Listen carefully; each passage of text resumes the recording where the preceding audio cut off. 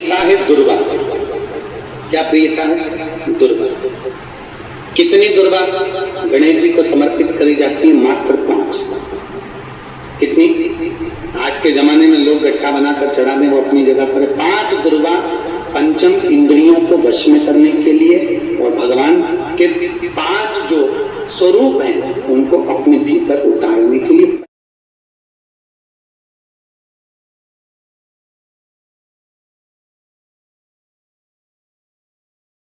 और दुर्वा में भी 3 गांठ। जब दुर्वा समर्पित करी जाती है तो उसमें नीचे दुर्वा की डंडी पर गांठ रहती है। 3 छोटी छोटी गांठें होना चाहिए। कितनी गांठ? जो भगवान गणेश को क्या हो गया? वो दुनिया को सब कुछ कर देता, उसको क्या हो गया? क्योंकि उसको कुछ नहीं हुआ। जो कुछ हुआ 33 करोड़ देवी देवता को हुआ। कुछ बचा ही नहीं है, वो सब खा गया।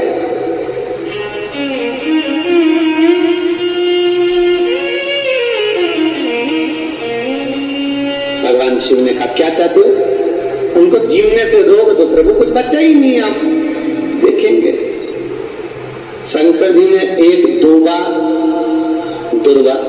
उठाकर दे दी कि गणेश जी को दे देना कि ना दांत खरोच ले।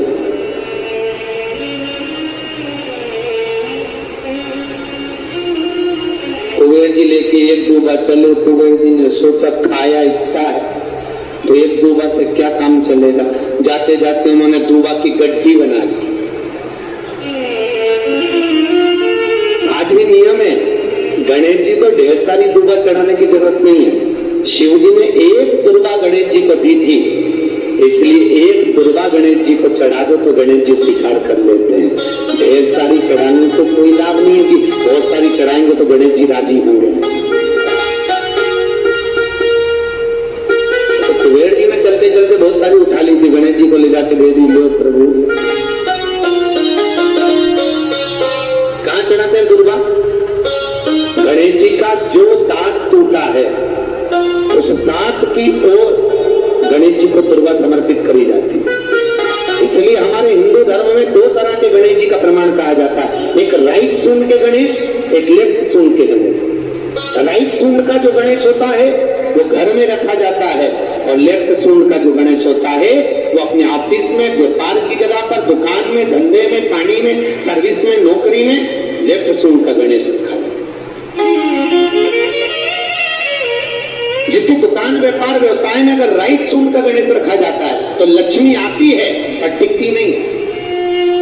इसलिए घर में सीधी सूंड का गणेश और दुकान, व्यापार, व्यवसाय में, ऑफिस में उल्टी सूंड का 2 गणेश।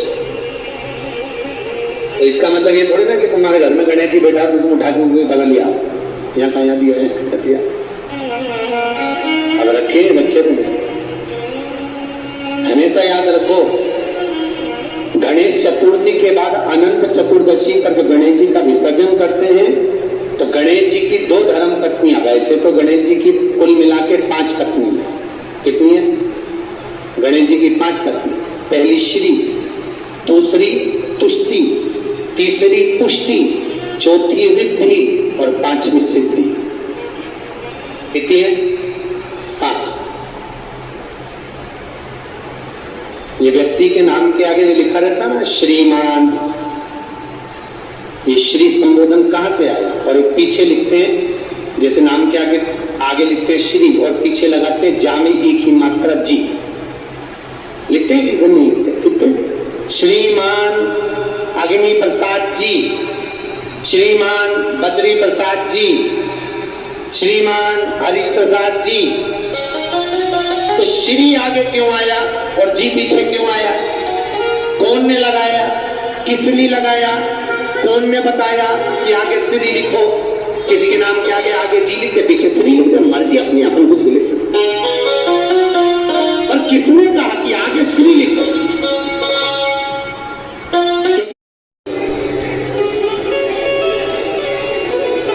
घर के मंदिर में जो शिव है, तुम्हारे घर के मंदिर में जो शिवलिंग है, तुम्हारे घर के मंदिर में जो शिवलिंग विराजमान है वो भी कल्याण करने वाला होता है।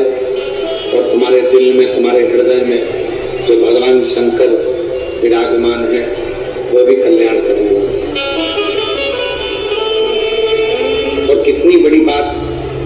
शिव महापुराण में लिखी है कि जिस घर के अंदर शिवलिंग नहीं हो,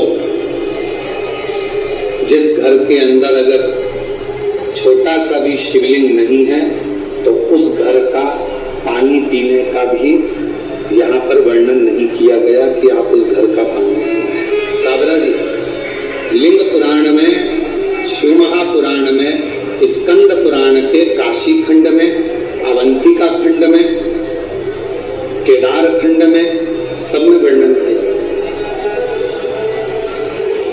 कि घर के अंदर यदि एक छोटा सा भी शिवलिंग है,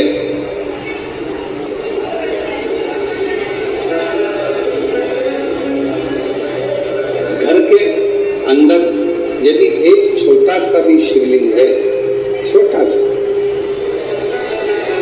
और वो घर फिर किसी का भी है, अगर छोटा सा शिवलिंग घर के अंदर है, फिर वो घर किसी का भी है, उस घर का जल स्वयं गंगा के जल के बराबर।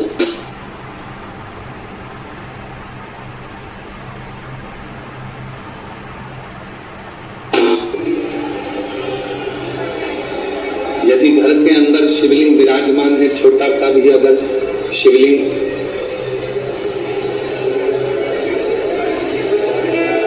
बाहर आवाज नहीं जा रही है, उस आवाज की व्यवस्था घर के अंदर यदि छोटा सा भी शिवलिंग है और वो शिवलिंग आपके घर के अंदर है और आप अगर पूजन कर रहे हैं तो ठीक, पूजन नहीं कर रहे हैं तो ठीक, और घर के अंदर वो शिवलिंग अगर रखा भी है तो कहते हैं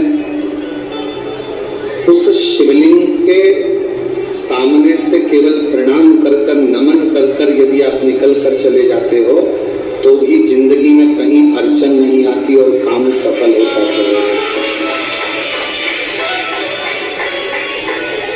कार्य सफल होता चलेगा। और शंभु शरणे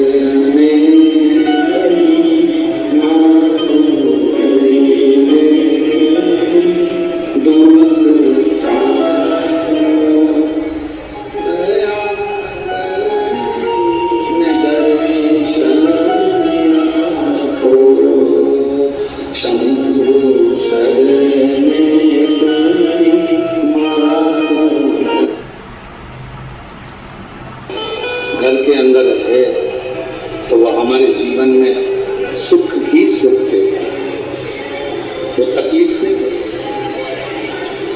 पर ना जाने कैसे कैसे लोग आज के जमाने में कह देते हैं सोशल मीडिया पर और हम आपसे ये भी नहीं कह रहे कि आप हमारा कहना माने, हम तो आपसे इतना कह रहे हैं कि गीता प्रेस गोरखपुर की स्कंद पुराण लेकर आओ, गीता प्रेस गोरखपुर की लिंग पुराण लेकर आओ, गीता प्रेस गोरखपुर की शिव महापुराण लेकर आओ, नर्मदा पुराण लेकर आओ, आप उसका अध्ययन करो।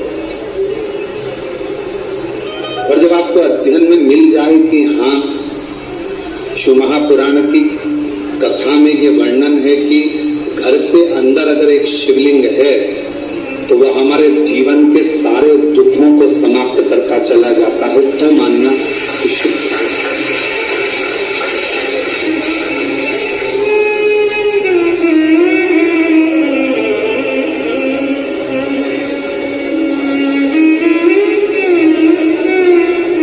एक एक पुराण के एक एक शब्द का अध्ययन करो, पढ़ो, और नहीं पढ़ सकते तो फिर गुरु की वाणी पर भरोसा करो।